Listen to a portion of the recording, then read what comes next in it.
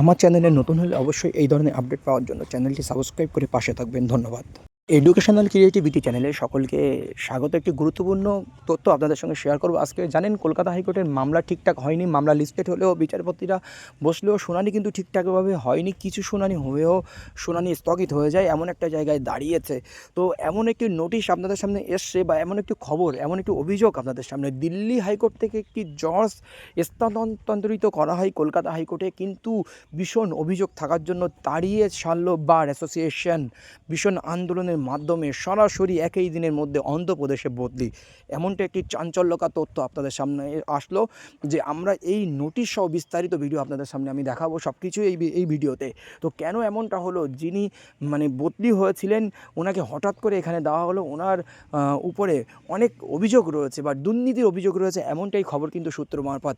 তো ওনাকে বদলি করা হয়েছিল কলকাতা হাইকোর্টে। সেখানে আইনি অবস্থা বা বার অ্যাসোসিয়েশন বা বিরোধিতা করেছে, বা সেখানে আইনি জটিলতা বাড়তে পারে, বা এবং হাইকোর্টে একটি নিয়ম বিধি বা আইন খর্ব হতে পারে, অনেক কিছু ঘটতে পারে। তার জন্য বার অ্যাসোসিয়েশন কলকাতায় হাইকোর্টের প্রধান বিচারপতির নিকট আবেদন করেন। সেখান থেকে ইত্যাদি কলেজিয়ামে আবেদন হয়, এবং সেখান থেকে ওনাকে দিনই বদলি অন্ধ্রপ্রদেশে শ্মশান যাত্রা সম্পন্ন করলো বলা যেতে পারে।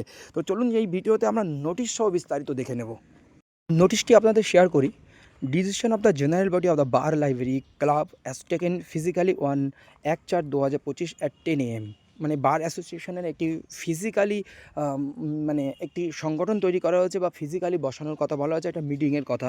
সেখান থেকে কী উঠে এসেছে, বা প্রধান বিচারপতির কাছে কী আবেদন করা হয়েছে। In view of the recommendation of the collegium of the honourable supreme court to transfer a জাজ।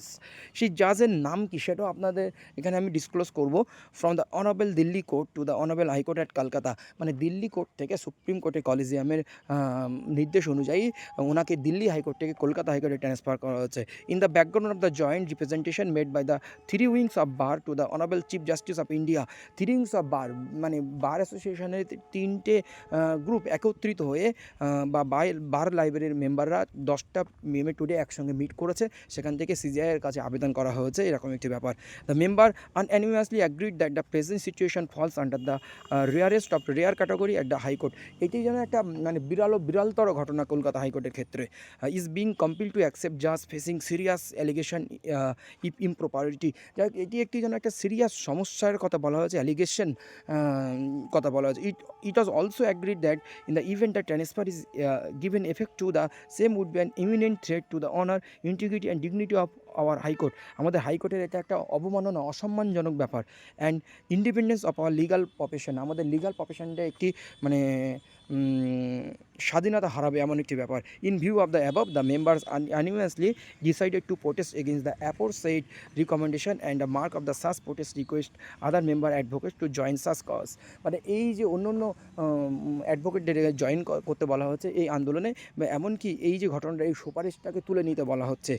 তো under such circumstances it may not be possible for the members to participate in the proceeding of the high court today. তো এই মেম্বারগুলো যারা অ্যাডভোকেটরা, তাহলে আজকে কলকাতা হাইকোর্টে বিভিন্ন শুনানিতে যুক্ত হতে পারে। আপনারা দেখবেন যে কোর্ট নাম্বার 18-তে শুনানি চলছিল। সেই শুনানিতে কিন্তু বিচারপতি শুনানিতে ডাকলেও কিন্তু হাজির ছিল না, এমনটা আমরা কিন্তু দেখেছি। অ্যাডভোকেটে হাজির ছিল না 2-1টা শুনানি হওয়ার পরেই। তো for the day up to 3:30 PM the honourable জাজ shall be humbly requested to kindly consider the above and not to pass any adverse order of the day in view of the fact that obituary reference of a learned senior members of the bar has been schedule. যাই হোক, এইরকম একটি পরিস্থিতিতে ওনাকে কিন্তু transfer করে দেওয়া হলো অন্ধ্রপ্রদেশে। তো এই হচ্ছে আপডেট ছিল আপনাদের। আমি একটু নোটিশটি এবং আপনাদের আরেকটি খবর দেখিয়ে দিই, এবং ওনার নামটাও আপনাদের সঙ্গে শেয়ার করে দিই। দেখুন, the bar association at Kolkata high court have urged CJI Sanjiv Khanna to reconsider and withdraw the recent collegium recommendation to transfer Delhi high court justice Dinesh Kumar Sharma to Kolkata High Court. Bar Association in a joint representation to the CGI have expressed their concerns over the decision, stating that the Calcutta High Court does not deserve a judge with questionable image or short silent. Judge দেখতে পাচ্ছেন, Calcutta bar oppose collegium recommendation to transfer justice DK Sharma. তো এই হচ্ছে update. সেই জন্য আজকে কলকাতা হাইকোর্টের শুনানি হচ্ছে না যে সমস্ত মামলাগুলো ছিল। তো পরবর্তী আপডেট কী আসে অবশ্যই আপনাদেরকে জানানো হবে।